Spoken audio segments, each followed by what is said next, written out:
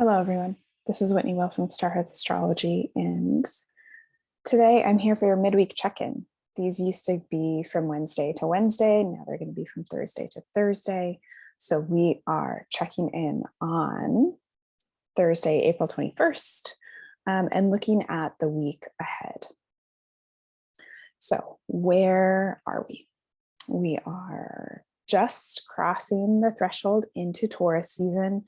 It is going to be busy. There is a lot of stuff that happens in Taurus season. I kind of see it as one of the main pivot points of the year. There's a lot of stuff that happens. We're going to have eclipse season. We're going to have Jupiter changing signs. We're going to have a Mercury retrograde. There's a lot of, we're going to have some of the biggest conjunctions of the year.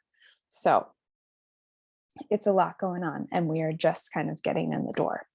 We're coming down from a lovely, fairly uncomplicated full moon in Libra on April 16th. So on Saturday, the Saturday before Easter, the Saturday after Passover.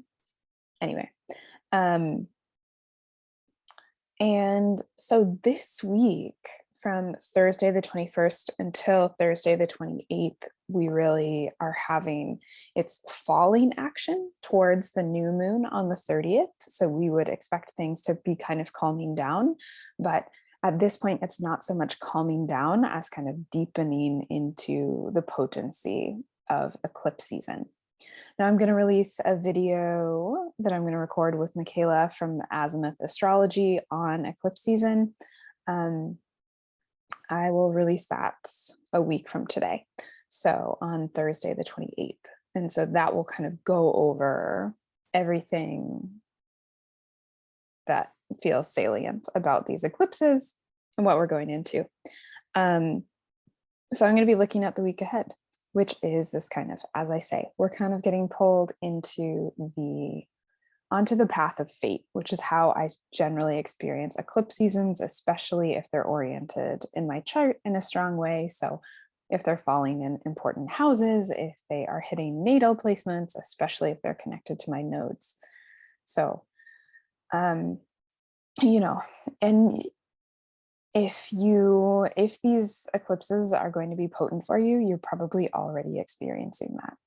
So, right, you've probably already had people reach out from the past, or little feelers going out into the future, or just a sense of things maybe not playing by the normal rules, which is kind of the feeling that I get from eclipses and eclipse season.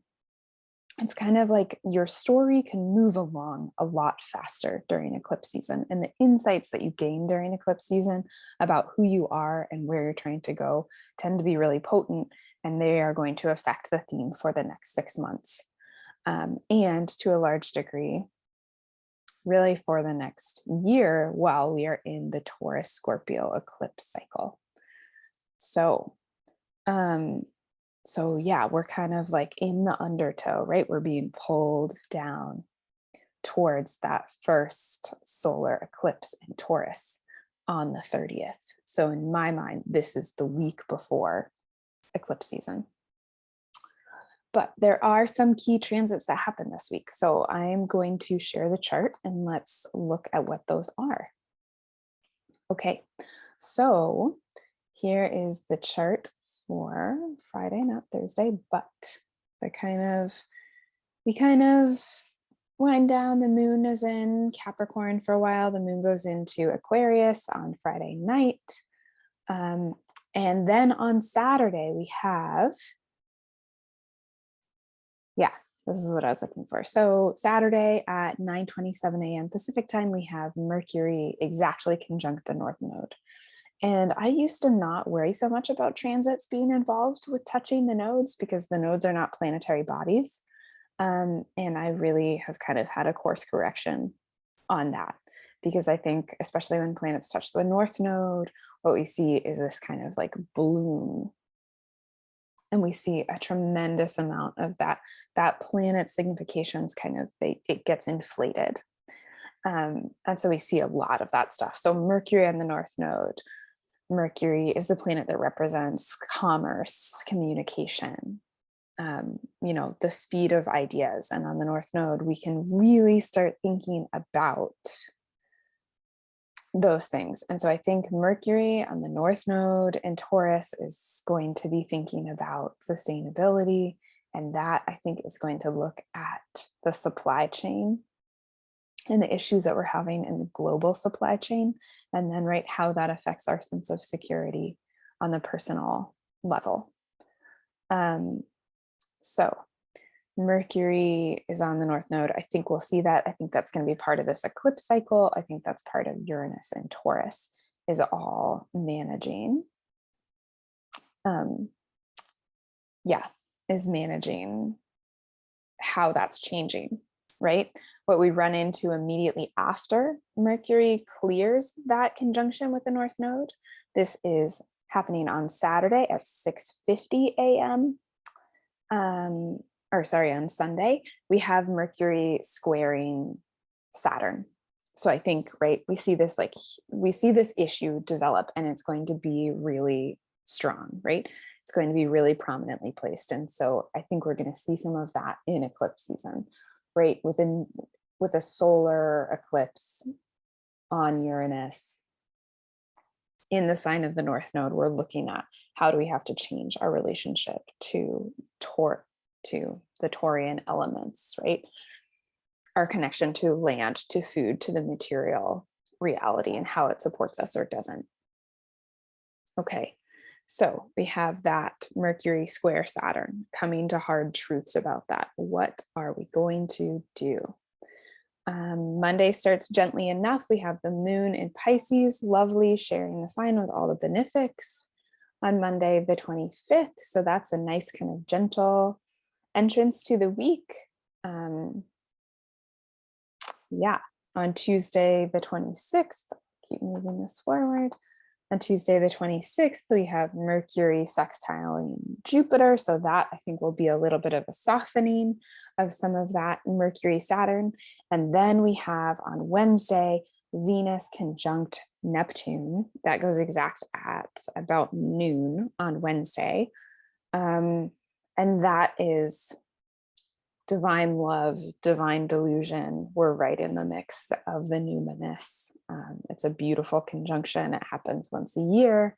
It's very close to Jupiter. It's definitely flavoring the air, and what's possible becomes an intoxicating drug. We can get carried away with that a little bit, as then Mercury is going to trine Pluto, that is stationing retrograde. So Mercury trines Pluto on the 28th, and then Pluto stations retrograde on the 29th, which I'll talk about next week.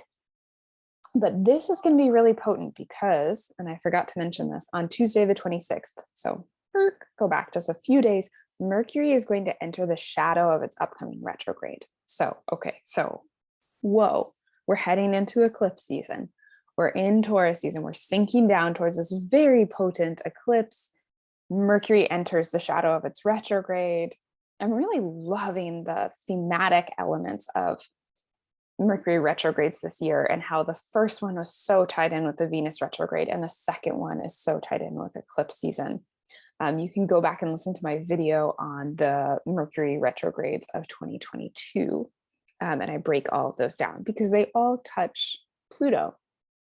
Now, the first one was definitely the harshest one in terms of all of the conjunctions. These other ones are going to have trines, but we're going to get on the 28th, our first out of 3 trines that Mercury is going to make to Pluto over the course of its upcoming retrograde. So it kind of makes that trine to Pluto, this potent communication, this release of secrets, this transformative quality, right? Mercury, similar to Pluto, is the transformer, is, for things to be mercurial, what you're looking at becomes something else. Now, Pluto can be the soul journey of that coming into being. Mercury is going to be, has the trickster element. And so, right, what we think we're seeing is probably not what we're actually seeing. And then, yeah, and then Mercury's going to go into Gemini right before we have our eclipse in Taurus. And right, that's that kind of sense in a retrograde of like, we're moving forward, we're moving forward, we're moving forward. Oh, something happened. Should we go? You know, it'd be like seeing a car crash in the rear view mirror. Do you need to go back and check that out? Do you need to go make sure everything is okay? So there's a little bit of that vibe. And we also have Venus moving towards her conjunction with Jupiter in Pisces. So, yeah. So this is kind of, it's the calm before the storm, but it's the quiet to really get grounded as we enter the eclipse portal. I have open readings during the eclipse portal. It's absolutely my favorite time to give readings. So I hope to see some of you there to connect in with the eclipse stories. As always, let me know how this goes for you. Feel free to reach out and send me any questions, and I can start doing Q&As at the end of these. Okay, thanks everyone. Hope you have a good week.